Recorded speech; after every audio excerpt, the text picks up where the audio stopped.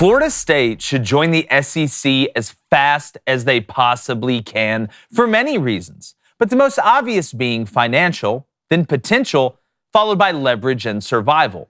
Now, we all know that college football is heading for super conferences, and the ACC isn't going to be able to compete with the SEC and the Big Ten.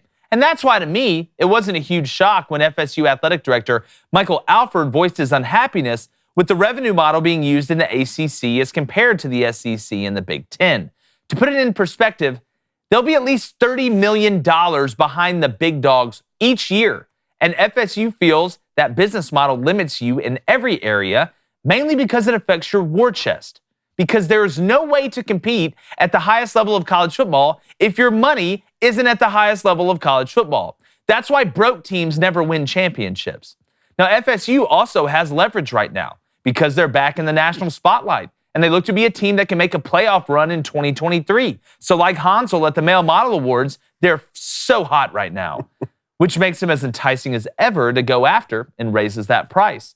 Now, there's also so much more growth potential in the SEC.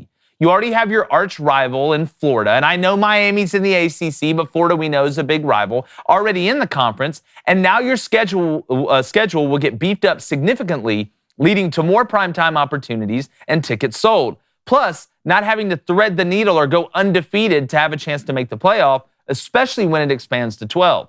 Now, you'll also be able to recruit with an SEC logo, which instantly makes you one of the hottest biological chicks in the bar. Now, the final reason is survival. Because just like in Game of Thrones, when there's turnover in power, you want to align yourself with the big dogs. And you would much rather be in the conference with the Dragons in the SEC than with the Tullys over there in the ACC. And it's the best insurance possible when trying to navigate the changing sands of high-level college football. So go ahead, FSU. Call that U-Haul. Get ready to pack up. And oh yeah, go ahead and bring Miami while you're at it.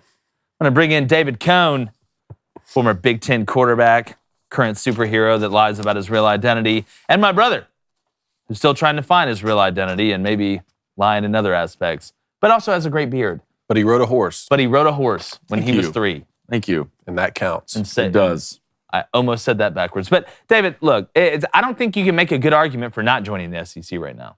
For Florida State? Well, for really anybody. Well, outside of the big... The argument is to do it would cost $550 million. Yeah, but you'd also make $800 billion in 3 years. I don't think that math is right.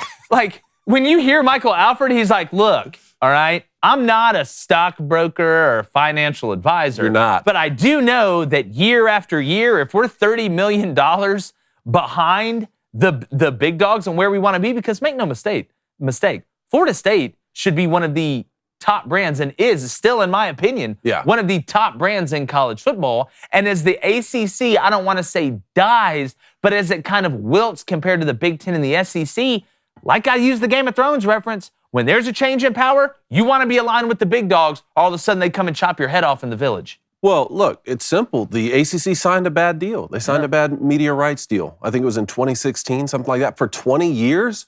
You signed it for 20 years? You didn't think the national landscape in college football was going to change in 2 decades? I don't know if we'll have tackle football by the time this media rights deal expires. True. Now, another aspect of this is the lack of revenue sharing model. So Florida State is saying, look, we and Clemson combined bring in a quarter of the ACC's revenue, but combined we're getting paid 14% of the distribution, which, look, I mean, Vanderbilt has been getting, more than their share of distribution in the SEC for quite some time now. So another thing is the grant of rights. So even if Florida State were to leave, the ACC has worked out a situation in the contract where they are going to get the payouts from whatever TV deal Florida State gets. That's what makes this thing so complicated. Yeah. And I don't think Michael Alford, the AD at Florida State, was there when this was signed. So he's coming in as someone who's like, wait, we could fall $90 million a year behind our arch rival, Florida, in Gainesville? That's not right. Like, we have no chance at survival and to be great. Now, a lot of people are pointing out that Florida State just had their first winning season in four years this past season. But keep in mind, this doesn't have to do with wins, losses, championships. It has to do with how many eyeballs you draw to the screen. And Florida State still averages over 3 million viewers a game, and I think they've hit over 4 million viewers 17 times since their last national championship in 2013. So basically what you're telling me is Florida State has to fake its own death to get out of the ACC. I don't know what they're going to have to do, but here's the most interesting part of this scenario. Who has the media rights deals with the ACC? It's ESPN. Who has the media rights deals with the SEC? It's ESPN. Yeah. So if you're ESPN, you're looking at this and you're thinking, wait, we're already getting the 4 million, the average of 3 million viewers for Florida State already. Why would we pay more in the SEC? This is what's interesting about the Big Ten coming into play. The Big Ten has been the conference that has proven to not care about geographical location when it comes to these teams, going and plucking UCLA and USC.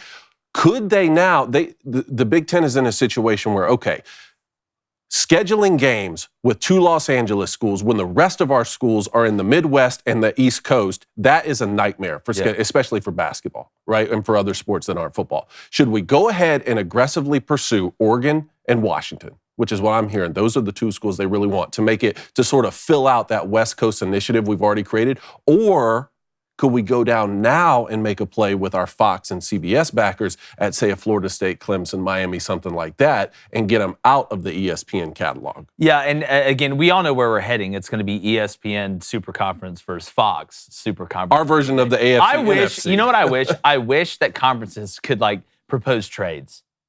You know? Like, it could just work back, look, all right, Notre Dame, I know you're independent. The ACC is willing to let Florida State, like a 3-team trade, we'll let Florida State go to the SEC if we get Notre Dame from independent to the ACC. You're already here in basketball. Come on, I know you want Notre Dame in the Big Ten. I think they're a better fit in the Big Ten. I just want their ass in a conference at the end of the day. I'm sick of waiting on this. I'm sick of an 8 thinking they're, or a 6 thinking they're an 8. That's a story for another day. Hey, everybody, want to let you guys know that if you like sports gambling and you don't have a book yet, you need to download the DraftKings Sportsbook app. They're the sponsor of the Booster Club and our show and Crane-Pythagorean's Theorem, which we all know is the best parlay system there is. And if you use the code CRANE, that's C-R-A-I-N, not spelled like the bird, C-R-A-I-N, new customers can place $5 on any pregame moneyline bet and get $150 in bonus bets if your team wins. That's only at DraftKings Sportsbook with code CRANE, C-R-A-I-N. Minimum age and eligibility restrictions apply. See show notes for details. Cone, big DraftKings guy. Yeah. You got daily fantasy too. Got the same game parlays. I hit a North Carolina, Virginia same game parlay the other day for like a smooth 150 with a little 20 piece on it. Action. Again, early lines, Blaine, I know that's your bag. Big early lines guy. Look, when it comes to DraftKings, there's not a better sportsbook out. Take my hand, I'll walk you to the mountaintop. Yeah, it's like Michael Scott says. Explain it to me like I'm 5. Explain it to me like, and I'm a big Crane-Pythagorean's Theorem fan too. Look, some people say it's the new Pythagoras. Yeah. Or me. Who knows? Make sure you subscribe. But Blaine, when you look at Florida State, I mean, think about this. Because in my opinion, some of these other teams like Clemson and then Miami, and you look around, all they need is one domino to fall. Once one team leaves, we've seen this before. Once one team leaves, everybody else is like, oh, okay, it's okay to do it. So here we go. Because I think if Florida State leaves, the ACC may be cooked. Because I think Miami's coming with them. Because the SEC would love to have Florida, Florida State, and Miami. You already got Texas, Oklahoma, Arkansas, Texas, Oklahoma, LSU. Imagine adding that. And then Clemson comes to make it South Carolina. This is where we're going. My question looking forward is, Blaine, is the ACC going to be able to survive losing Florida State if it happens because of that domino? I don't know. It's just the ACC Pac-12 vibes are just screaming at me right now. The Pac-12 showed up, though, especially after last year. You didn't know what's going to go on in the conference of the Pac-12. Then they kind of bought out a little bit. First of all, the buyouts for Florida State's ridiculous. Yeah. It's ridiculous. You're signing y'all. And look, and I get it. You want to be a part of the national spotlight, but that also comes with coming to Saturday in the SEC and maybe getting your ass whooped every week, every other week. Thinking of Florida State before this, garbage. They've been before this year. They've been garbage. Obviously, you get Jordan Travis and these guys in seasons. For a couple seasons. I mean, yeah, for a couple. When's the last time Florida State was relevant? Well, they won a national championship in the last decade, and during my lifetime, I've seen them win 2. Well, after that national championship, when's the last time Florida State's been relevant? That's what I've been saying. It's been a while. Florida State's been down bad for a while, including Miami. I would give it some time. I would give it some time before I just jump ship and go. You have every piece this year lined up to where you can make a run. All right. I know teams that don't have a lot of money can't win championships, but there is those one-off years when you can get yourself a lot of money, like the TCUs. All right, TCU talent-wise, I mean, not even close to. I mean, I still don't understand how they beat Michigan or made it this far. They're basically the Vikings of college football, winning one possession games. But you're Florida State, I'm just telling you, be wary of coming to the SEC. It's not all just fun and games over here. Just and that by what, a $550 million? Yeah, no, but it's a lot of buy. But what are you gonna do? Wait 20 years? The way college football is moving. If you are not at the forefront of it, or you are not just a Florida State is a huge national brand, so they can get away with it a lot longer than other places can and be okay. But what you for sure do not want to happen is to watch all the neighbors move out of the neighborhood and move up into a nice ivory tower, and you didn't make the move and you're sitting there left holding the bag. Because what will end up happening is, let's say Clemson does leave. All right? Let's say Florida State says no and the SEC says, all right, North Carolina, y'all want to come over here? We got South Carolina, whatever. I feel like Florida State can do well in the SEC. Nobody is going it's going to be cyclical. You see Georgia dominate. You see Alabama dominate. But the SEC is getting to a point now where it's so deep, it's going to be very, very tough for anybody to come in and just continue to dominate with a 9-game in-conference schedule. That's going to change a lot. Florida State is one of the few that I think can not only survive the SEC, but thrive in the SEC. The buyout's a lot, but I think over time, when you look at the amount of money that could be made from Florida State, I think it's the best thing for their brand. I think it's the best thing for their future. Why wait this late, though? I just don't understand why wait this late. What do you mean wait this late? Well, if you're going to do it, well, why not make it a couple years before? Now wait till now. Well, why wait till now to make the move to the SEC?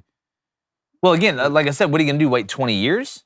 I mean, they signed a 20-year deal in 2016. Yeah, I know, but why? They didn't why? I mean, well, you got to know the. I mean, you got to know the landscape, right? You don't get a chance to go to Diagon Alley and run. You got to know the landscape. You got to know how are you this blind to not know at some point the SEC was just going to be this dominant before you signed a 20-year million. Well, see, here's the problem. They're one school in a conference. If Florida State was running the ACC, then you could solely blame Florida State. But Florida State is one of many schools in the conference. So they could have said, no, I don't like that. The other schools said, yeah, we're doing it. And you almost got to kind of do it because the SEC wasn't having open enrollment kind of like we're seeing now then. So it's changed. The way it works changes. The ESPN argument, I think, is fascinating to me because ESPN is already making the money. But if I'm ESPN, I'm looking at that as kind of like the Koch brothers on the campaign with Marty Huggins and Cam Brady. We can double the already doubled profits.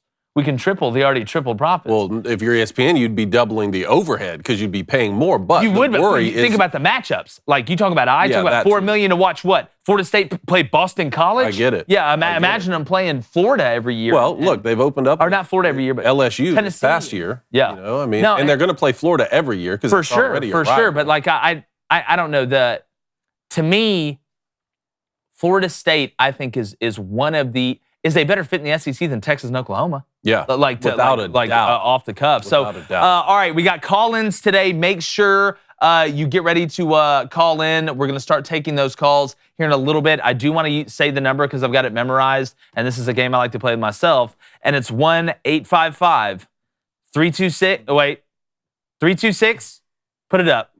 236. I always do 1-855. Damn number. 236-3228. There you go, right there. Booster Club, it's Monday. What do we got? All right, let's go to Brad David with a $5 donation. Appreciate it, Brad. He says, do you think Napier will last at Florida? Is it just concerning that two of his assistants just left for the NFL? Yeah, no, I think Billy's going to be fine at Florida. It was always going to take more than 1 year because, Florida had what I call on-the-surface talent last year, which meant you have some starters that are pretty good. But when it comes down to depth, you're in the shallow end, buddy, and you lose games in the SEC by not having depth. You win them by having depth. I think Billy, with Anthony Richardson, that was undeveloped, I think they did try to turn him into too much of a pocket passer.